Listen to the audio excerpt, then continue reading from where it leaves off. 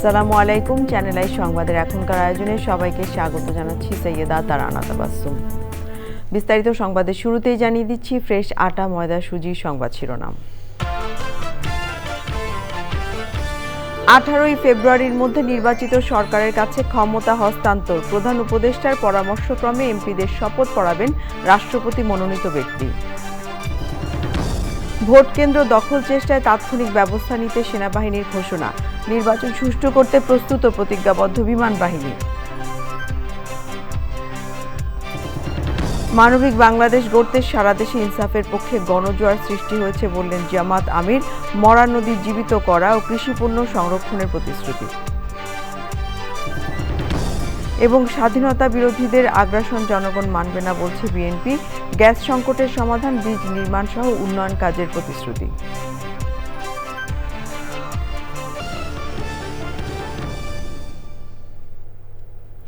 সংবাদ শিরোনামগুলো জানাচ্ছিলাম। এখনকার এই সংবাদ আয়োজন একই সঙ্গে চ্যানেল আইয়ের ইউটিউব চ্যানেলে এবং চ্যানেল আইয়ের ওটিটি প্ল্যাটফর্ম আইস্ক্রিনে লাইভ স্ট্রিম হচ্ছে। এবারে পুরো সংবাদ। আর শুরুতেই ইস্পাহানি মির্জাপুর জাতীয় সংসদ নির্বাচন 2026।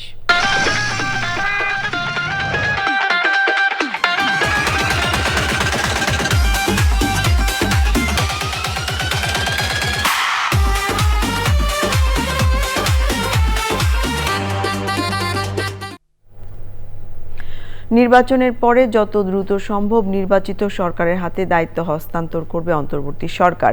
তা 18 ফেব্রুয়ারির পরে যাবে না বলে জানিয়েছেন প্রধান উপদেষ্টার প্রেস সচিব শফিকুল আলম। বিস্তারিত মইনুল হাসানের রিপোর্টে।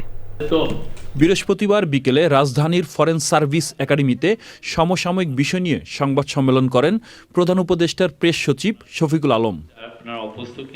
অন্তর্বর্তী সরকারের কার্যক্রম নিয়ে বিস্তারিত তুলে ধরেন তিনি।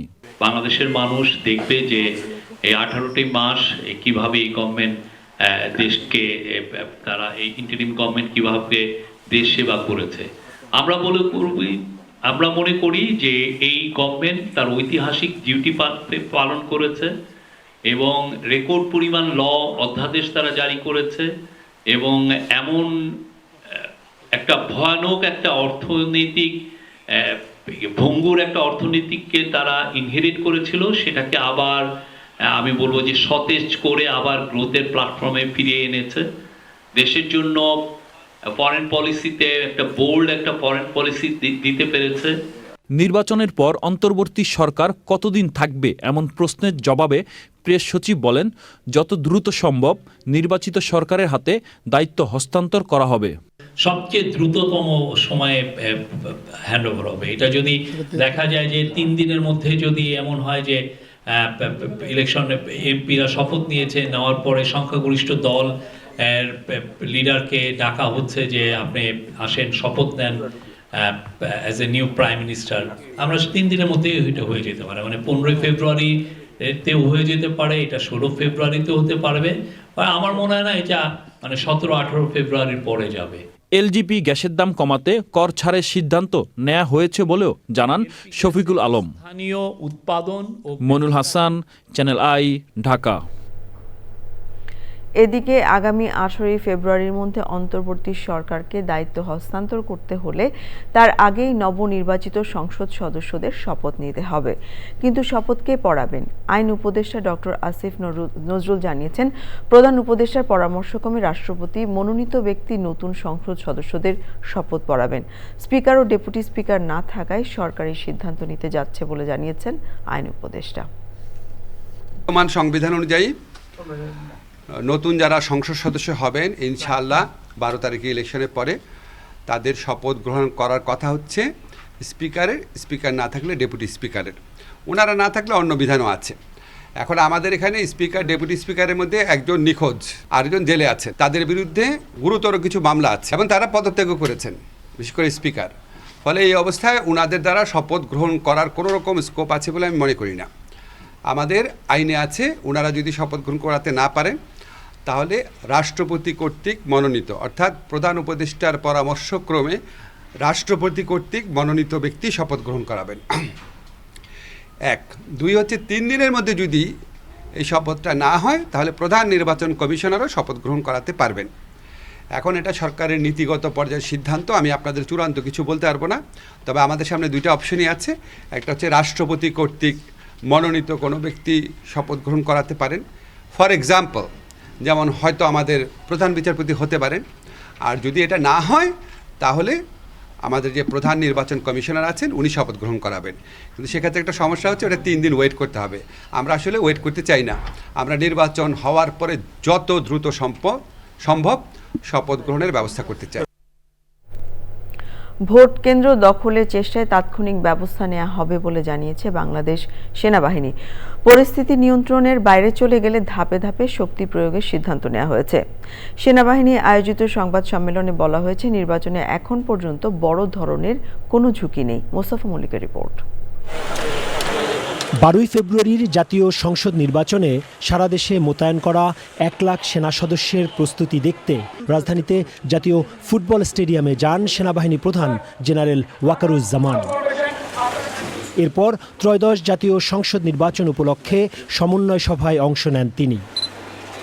জাতীয় নির্বাচনে সেনাবাহিনীর কার্যক্রম সহ নানা বিষয় নিয়ে সাংবাদিকদের সঙ্গে কথা বলেন মিলিটারি অপারেশনের পরিচালক ব্রিগেডিয়ার জেনারেল মঞ্জুর হোসেন। যে নির্বাচনের সাথে যারা সংশ্লিষ্ট অসামরিক প্রশাসন এবং আইন শৃঙ্খলা রক্ষাকারী বাহিনী আছে তাদেরকে আশ্বস্ত করা যে তাদের যে কোনো প্রয়োজনে একটি সুষ্ঠু নির্বাচন অনুষ্ঠানের জন্য যে কোনো প্রয়োজনে বাংলাদেশ সেনাবাহিনী যে কোনো দায়িত্ব বা সহযোগিতা দিতে প্রস্তুত থাকবে। সাধারণ জনগণের মধ্যে নির্বাচন সম্পর্কে একটা আস্থার জায়গা তৈরি করা এবং একটি সুস্পষ্ট বার্তা দেয়া যে বাংলাদেশ সরকার, নির্বাচন কমিশন, অসামরিক প্রশাসন, আইন শৃঙ্খলা রক্ষাকারী বাহিনী, সশস্ত্র বাহিনী সকলে সমন্বিতভাবে একটি সুন্দর এবং অবাধ নির্বাচন অনুষ্ঠানের জন্য বদ্ধপরিকর।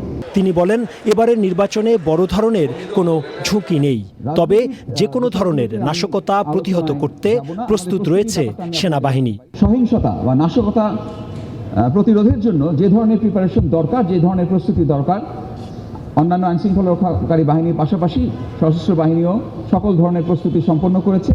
বিশেষত সেনাবাহিনী এই সকল নাশকতা প্রতিরোধের জন্য সম্পূর্ণরূপে প্রস্তুত রয়েছে। আমরা কতদিন থাকবো নির্বাচনের পরে, এটা একদমই হচ্ছে সরকারের সিদ্ধান্ত। আমরা আজকে যে মোতায়েন হয়েছি, এটা যেমন সরকারের সিদ্ধান্তে আমরা মোতায়েন হয়েছি, ঠিক একইভাবে আমরা কবে আমাদের দায়িত্ব ছেড়ে দিয়ে আমরা ক্যান্টনমেন্টে ফিরে যাব সেটাও সরকারের সিদ্ধান্ত। এক প্রশ্নের জবাবে মঞ্জুর হোসেন বলেন, দেশের বিভিন্ন প্রান্তে সেনাবাহিনী মোতায়েন যত বেড়েছে ততই কমেছে অপরাধ প্রবণতা।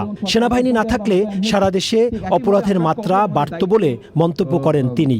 স্থানীয় সেনা ক্যাম্পে নির্বাচন কেন্দ্রিক যে কোনো ধরনের অপরাধের সংবাদ জানাতে নাগরিকদের কাছে অনুরোধ জানানো হয়েছে। Mostafa Mallik, Channel I, Dhaka. নির্বাচন সুষ্ঠু করতে বিমান বাহিনী প্রস্তুত ও প্রতিজ্ঞাবদ্ধ বলে জানিয়েছেন বিমান বাহিনী প্রধান air chief marshal Hasan Mahmud Khan. বৃহস্পতিবার সকালে আসন্ন জাতীয় সংসদ নির্বাচন ও গণভোট 2026 উপলক্ষে বিমান বাহিনীর ঘাঁটি বাসারে মাঠ পর্যায়ে নিয়োজিত বিমান বাহিনী সদস্যদের দিক নির্দেশনামূলক ব্রিফিং করেন তিনি। সে সময় তিনি জানান, নির্বাচনে প্রায় 4000 বিমান বাহিনীর সদস্য নিয়োজিত থাকবে। তিনি বলেন, যে কোনো অপ্রীতিকর ঘটনা ঘটতেই পারে, তবে সেক্ষেত্রে জনগণের নিরাপত্তার ভরসা হয়ে উঠতে হবে বিমান বাহিনীর সদস্যদের। সুযোগ থাকলে শৃঙ্খলা মেনে তাদের ভোট দেওয়ার আহ্বান জানান বিমান বাহিনী প্রধান। এ সময় বিমান বাহিনীর সদর দপ্তর ও বিভিন্ন ঘাঁটির ঊর্ধ্বতন কর্মকর্তারা উপস্থিত ছিলেন।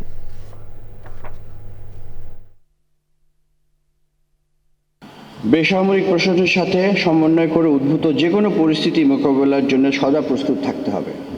সবকিছু আসলে প্রশিক্ষণের মাধ্যমে বলা যায় না। বিভিন্ন জায়গায় বিভিন্ন রকমের পরিস্থিতি উদ্ভূত হঠাৎ করে চলে আসতে পারে, যেটা আমরা প্রস্তুতি নাই। তখন নিজের বিচক্ষণতা দিয়ে বা উপস্থিত বুদ্ধি দিয়ে আমাদেরকে সেগুলি ট্যাকেল করতে হবে। বিশেষ করে 11 থেকে 13 ফেব্রুয়ারি, মানে ইলেকশনের আগের দিন এবং পরের দিন, ইলেকশনের রাত, ওই সময় আমাদেরকে অত্যন্ত সচেতন, সজাগ এবং অ্যালার্ট থাকতে হবে। মানবিক বাংলাদেশ গড়তে সারা দেশে ইনসাফের পক্ষে গণজোয়ার সৃষ্টি হয়েছে মন্তব্য করে জামায়াতে ইসলামীর আমির ডাক্তার শফিকুর রহমান বলেছেন, তার দল ক্ষমতায় গেলে সবার জন্য নিরাপদ বাংলাদেশ উপহার দেবে। উত্তরাঞ্চলে নির্বাচনী জনসভায় জামায়াত আমির বলেন, মরা নদীগুলোকে জীবন্ত করা ও আমসহ কৃষিপণ্য সংরক্ষণে হিমাগার স্থাপন করা হবে। দুর্নীতি, নারীর অপমান ও আধিপত্যবাদমুক্ত দেশ করতে দাঁড়িপাল্লায় ভোট চেয়েছেন জামায়াত আমির। আক্তার হোসেনের রিপোর্ট। সুশাসন ও শান্তির জন্য পরিবর্তন এবং উন্নত আধুনিক চাঁপাইনবাবগঞ্জ গড়ার স্লোগানে নির্বাচনী জনসভায় জনসমুদ্র। জুলাই যুদ্ধের সেদিন রাস্তায় দুপুরে জনসভা মঞ্চে যোগ দেন জামায়াত আমির। বলেন, ক্ষমতায় গেলে সব শ্রেণী পেশার মানুষের মাঝে বৈষম্য দূর করা হবে। যার যেটা ন্যায্য পাওনা, একজন কর্মচারী কর্মকর্তা, সে সরকারি, আধা সরকারি, স্বায়ত্তশাসিত, বেসরকারি, যেখানেই হোক, সে যেন তার পুরা মেধা যোগ্যতা উজাড় করে সেখানে সেবা দিতে পারে। আর রাষ্ট্র এবং নিয়োগকারী সংস্থাও যেন তাদেরকে সম্মানের সাথে বসবাস করার মতো সুযোগ তাদের হাতে তুলে দেয়। আমরা তা নিশ্চিত করব ইনশাআল্লাহ। নারীদের সম্মান, মর্যাদা ও নিরাপত্তা নিশ্চিত করার পাশাপাশি নিরাপদ বাংলাদেশ গড়ার কথা বলেন জামায়াত আমির। মা বোনদের ক্ষেত্রে আমাদের স্পষ্ট অঙ্গীকার, আপনাদের বহুবিধ অবদান, তার একটারও প্রতিদান দেওয়া আমাদের পক্ষে সম্ভব নয়, ঋণ পরিশোধ করা সম্ভব নয়, কিন্তু আমাদেরকে চেষ্টা করতে হবে। আমরা দুটি জিনিস আপনাদের জন্য নিশ্চিত করতে চাই। একটি হচ্ছে সমাজের সকল স্তরে আপনাদের অধিকার এবং মর্যাদা, দ্বিতীয়টি হচ্ছে আপনাদের নিরাপত্তা। ইনশাআল্লাহ আমরা এমন একটা সমাজ গড়তে চাই, পুরুষরা পাবে পুরুষদের অধিকার, মহিলারা, নারীরা পাবে তাদের অধিকার। পুরনো বন্দোবস্তকে লাল কার্ড এবং নতুন বন্দোবস্তকে স্বাগত জানাতে হ্যাঁ এর পক্ষে এবং দাঁড়িপাল্লায় ভোট চাইলেন তিনি। ক্ষমতায় গেলে ন্যায় ও ইনসাফ প্রতিষ্ঠার পাশাপাশি কৃষি শিল্পের উন্নয়ন এবং আঞ্চলিক অবকাঠামোগত উন্নয়নের নানা প্রতিশ্রুতি দিয়ে দাঁড়িপাল্লার পক্ষে ভোট চাইছেন নেতারা। এরপর রাজশাহীতে দুটি জনসভায় বক্তব্য রাখেন জামায়াত আমির। বলেন, 11 দলীয় জোটের প্রার্থীদের মধ্যে কোনো ব্যাংক ডাকাত, ঋণ খেলাপি ও চাঁদাবাজ নাই। 11 দলের কোনো ক্যান্ডিডেটের মাঝে কোনো ব্যাংক ডাকাত নাই, চাঁদাবাজ নাই, ঋণ খেলাপি নাই, মামলাবাজ নাই, নারীর ইজ্জত হরণকারী নাই, মানুষের অধিকার হরণকারী নাই। আমরা বেছে বেছে গুনে গুনে চেষ্টা করেছি। এরপরে ভুল হলে আল্লাহ যেন আমাদেরকে ক্ষমা করেন, কারণ আমরা এই বার্তাই জাতিকে দিয়েছি, আগামীতে একটা নূতন বাংলাদেশ আমরা গড়তে চাই। এরপর সন্ধ্যায় নাটোরে জনসভায় অংশ নেন জামায়াত আমির। সবগুলো জনসভাতেই 11 দলীয় জোট সমর্থিত প্রার্থীদের পরিচয় করিয়ে দেন ডাক্তার শফিকুর রহমান। Akhtar Hossain, Channel i, Rajshahi. আগামীকাল শনিবার দিনাজপুরের বিরামপুরে বিএনপির চেয়ারম্যান তারেক রহমানের আগমন উপলক্ষে ব্যাপক প্রস্তুতি শুরু হয়েছে। বৃহস্পতিবার দুপুরে নির্বাচনী জনসভা মাঠের প্রস্তুতি পরিদর্শন করেন দিনাজপুর 6 আসনে বিএনপির প্রার্থী ডাক্তার এজেডএম জাহিদ হোসেন। পরিদর্শনকালে ডাক্তার জাহিদ স্থানীয় নেতাকর্মীদের সঙ্গে বিস্তারিত আলোচনা করে শৃঙ্খলা বজায় রেখে দায়িত্ব পালনের নির্দেশনা দেন। দীর্ঘদিন পর তারেক রহমানের আগমন উপলক্ষে বিএনপি ও অঙ্গ সংগঠনের নেতাকর্মীদের মধ্যে বিরাজ করছে উৎসাহ উদ্দীপনা। নির্বাচন কমিশন পক্ষপাতমূলক আচরণ করছে বলে মন্তব্য করেছেন ঢাকা 8 আসনে বিএনপির প্রার্থী মির্জা আব্বাস। তিনি বলেছেন, প্রতিদ্বন্দ্বী প্রার্থীদের অনিয়ম নিয়ে নির্বাচন কমিশনে অভিযোগ করেও কোনো প্রতিকার পাওয়া যাচ্ছে না। চ্যানেল আইকে দেয়া সাক্ষাৎকারে তিনি বলেন, তরুণ প্রার্থীদের সামনে অনেক পথ পাড়ি দিতে হবে, কাজেই তাদের শালীন আচরণ করার পরামর্শ দেন তিনি। শাকির আদনানের রিপোর্ট। ঢাকার 20টি আসনের মধ্যে গুরুত্বপূর্ণ ঢাকা 8 আসন নানা কারণে আলোচিত। মতিঝিল, পল্টন, শাহবাগ, শাহজাহানপুর ও রমনা থানার ঢাকা দক্ষিণ সিটি কর্পোরেশনের 9টি ওয়ার্ড নিয়ে ঢাকা 8 আসন। ভোটার সংখ্যা প্রায় 3 লাখ। নির্বাচনের সময় খুবই কাছাকাছি। এমন সময়ে বিএনপির স্থায়ী কমিটির সদস্য ও ঢাকা 8 আসনের বিএনপি প্রার্থী মির্জা আব্বাস নির্বাচন কমিশনের আচরণ নিয়ে ক্ষোভ প্রকাশ করেন। 10 জন প্রার্থীকে সিলেক্টেড, 10 জন প্রার্থী যারা এনসিপির, তাদেরকে নিয়ে একটা ইঞ্জিনিয়ারিং হচ্ছে, তাদের প্রতি একটা অন্য ধরনের চিন্তাভাবনা করছে একটা মহল। আমি কতগুলো অভিযোগ করেছি নির্বাচন কমিশনে, তার কোনো ফল আমি পাইনি। বিশেষ একটা দলের ব্যবসায়িক প্রতিষ্ঠানের কর্মচারীদেরকে প্রেসিডেন্ট অফিসের পোলিং অফিসার নিয়োগ করতেছে। এ ব্যাপারে আপত্তি করা হয়েছে, কিন্তু সেটাও তারা শুনতেছে না। সার্বিকভাবে কমিশনের আচরণকে আমি খুব একটা ভালো মনে করছি না। তাদের আচরণ অনেকটাই পক্ষপাত দুষ্ট। তরুণ প্রার্থীদের সামনে দীর্ঘ পথ চলতে হবে মন্তব্য করে বর্ষিয়ান এই রাজনীতিবিদ বলেন, কথাবার্তায় তাদের সংযত হওয়া প্রয়োজন। নতুনদেরকে তো স্বাগত জানাই আমরা, অফকোর্স এটা তো জানাতেই হবে, কিন্তু ওদের আচার আচরণটা একটু সুন্দর, শালীন হওয়া উচিত। ওদের কথাগুলো ভালো হওয়া উচিত। যে সমস্ত মিথ্যা প্রচারণারা করছে এগুলো ঠিক না। প্রার্থীর সঙ্গে প্রার্থী কম্পিটিশন থাকবে, কিন্তু এই ধরনের নোংরা মিথ্যা কথা বলা এই মানুষ সম্পর্কে এগুলো ঠিক না।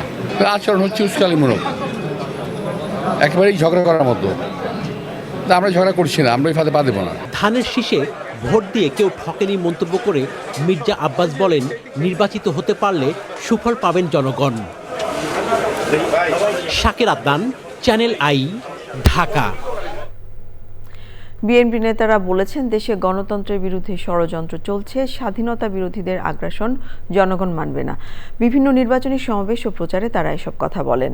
গ্যাস সংকটের সমাধান, ব্রিজ নির্মাণ সহ উন্নয়ন কাজের প্রতিশ্রুতি দিচ্ছেন বিএনপির প্রার্থীরা। লায়লা নওশিনের রিপোর্ট। ত্রয়োদশ জাতীয় সংসদ নির্বাচনের বাকি আর মাত্র এক সপ্তাহ।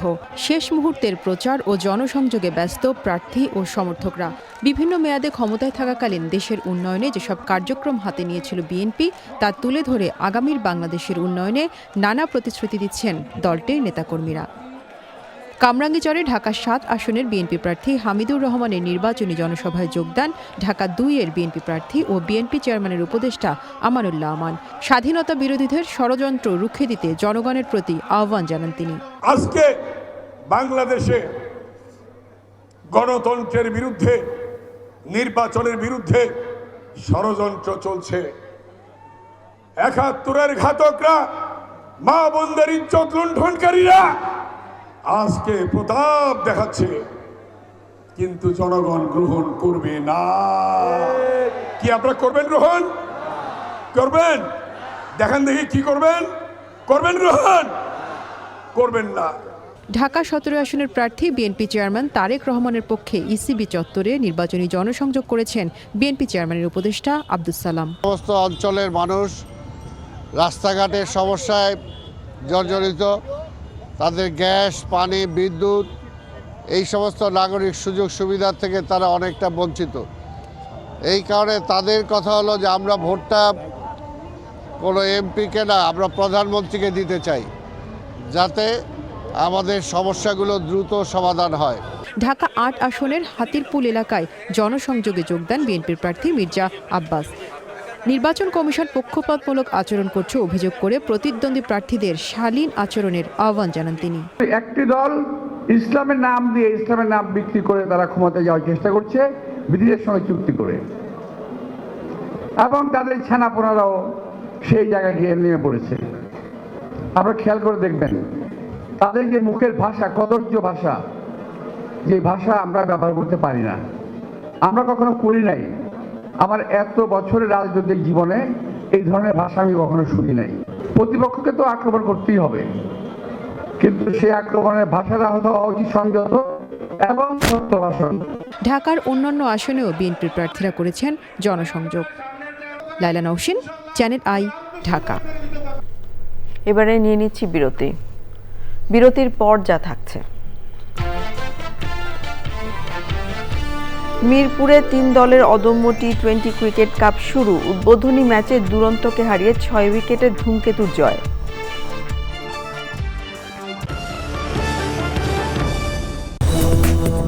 আপনারা দেখছেন চ্যানেল আই সংবাদ।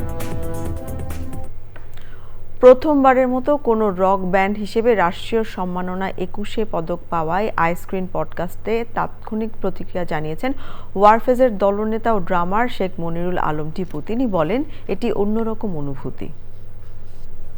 প্রত্যাশিত ছিল বাংলাদেশে এবং বাংলা ব্যান্ড হিসেবে আমরা এই প্রথম ২১শে পদক পেলাম। এটা অন্যরকম একটা অনুভূতি, এটা আসলে ভাষায় প্রকাশ করতে পারছি না এই মুহূর্তে। আমাদের ফান্ডিং লাইন আপ থেকে এখন পর্যন্ত আমরা যারা কাজ করেছি এবং করছি, এক্স মেম্বার সহ প্রত্যেকের কাছে এবং প্রত্যেকের পরিবারের কাছে আমাদের ফ্যানদের কাছে, শ্রোতা, দর্শক সবার কাছে, এবং যারা আমাদের সাথে সবসময় সম্পৃক্ত আছেন এবং ছিলেন, প্রত্যেকের কাছে আমরা কৃতজ্ঞতা প্রকাশ করছি এই পদকটা পাওয়ার জন্য। আসলে সবার ভালোবাসা, দোয়া এবং সাপোর্টের কারণেই আসলে আমরা এটা অর্জন করতে পেরেছি। এবারে নিটোল টাটা কৃষি সংবাদ।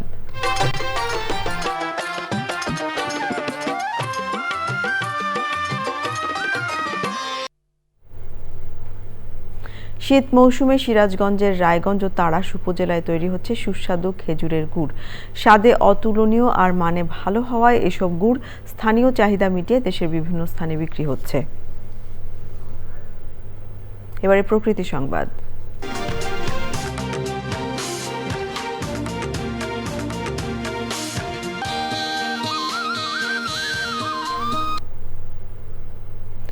সৌন্দর্যের ঝাঁপি খুলে বসেছে মেহেরপুরের আমঝুপি বিএডিসির সূর্যমুখী বাগান। বাতাসে দোল খাওয়া হলুদ ফুলের সৌন্দর্য আকৃষ্ট করছে দর্শনার্থী ও প্রকৃতি প্রেমীদের।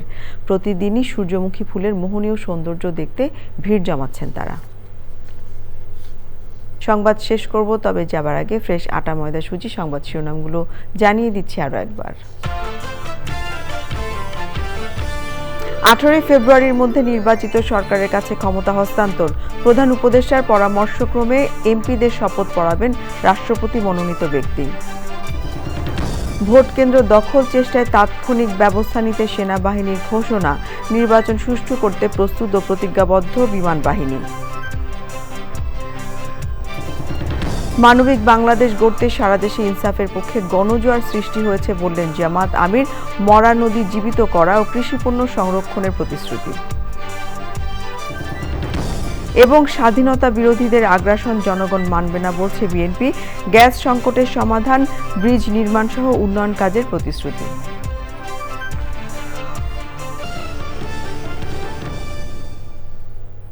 এই ছিল আমাদের এখনকার সংবাদ আয়োজন। ধন্যবাদ সবাইকে এতক্ষণ সঙ্গে থাকবার জন্য।